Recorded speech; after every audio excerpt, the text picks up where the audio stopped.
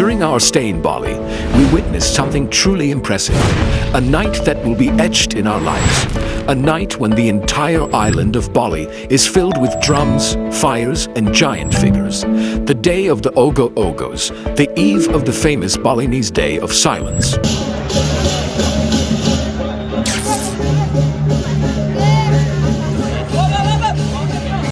What at first glance seems like a big party is actually one of the most important and symbolic rituals in all of Balinese culture.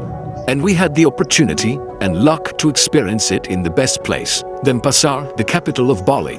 The streets are completely filled and you feel an incredible energy. We especially experienced it at Lapangan Puputang Badung Park, where we saw dozens of communities parading with their giant Ogoh-Ogohs. There was music, smoke, drums, and the crowd enjoying every detail. What madness, what do you think? It's incredible, I loved it. It's incredible. It's like when you have a fever of 45 degrees. Yes, I mean, such a trip. What amazing things they do. It's just wonderful. Amazing. But what is the Ogoh-Ogohs festival?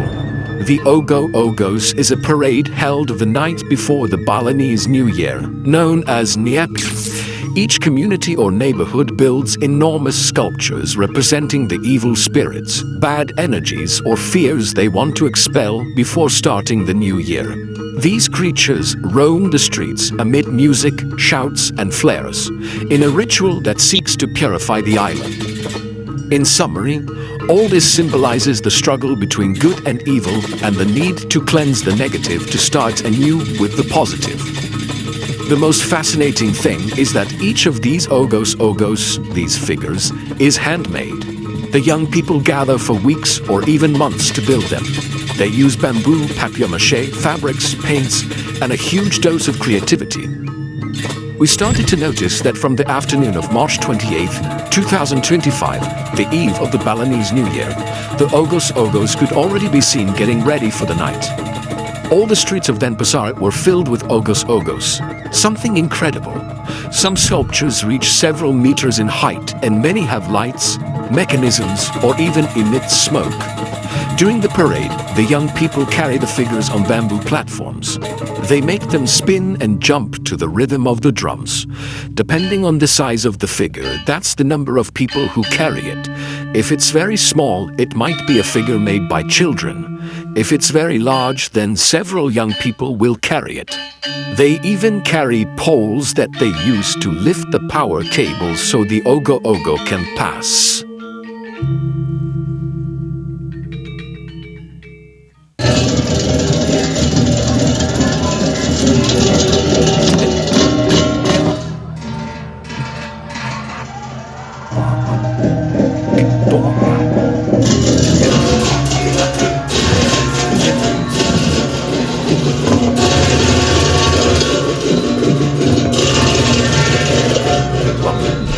During the parade, we saw impressive figures. Some represent traditional monsters from Balinese Hinduism. Other Ogoh-Ogohs are more modern. Each Ogoh-Ogoh reflects what the community wants to cleanse or leave behind before the day of silence. We saw several Ogoh-Ogohs. For example, there was a huge one that seemed to represent greed or power. We also saw a very tall figure with white hair and red eyes, and I think this was the witch queen, Durangenda. I'm not completely sure because it's difficult and there isn't much information. Another one that caught my attention a lot was a red demon with several hands, as if it were made of fire. I found it incredible. And there were many like these, and some were really terrifying. This one, I don't know what it is, but it even looks like it's for Halloween. It's very scary. Yes, he's stepping on some skulls there. He really took the head of this one. It's eerie.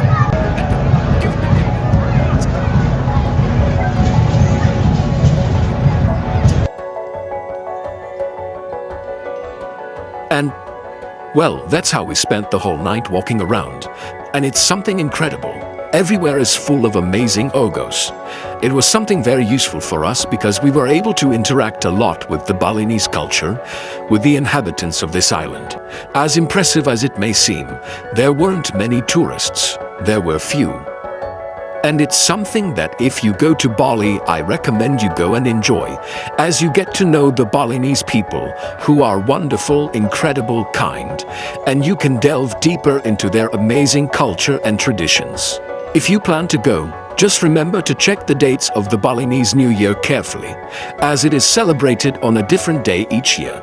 And well, the most surprising thing is when it all ends, the next day, when the whole island falls silent.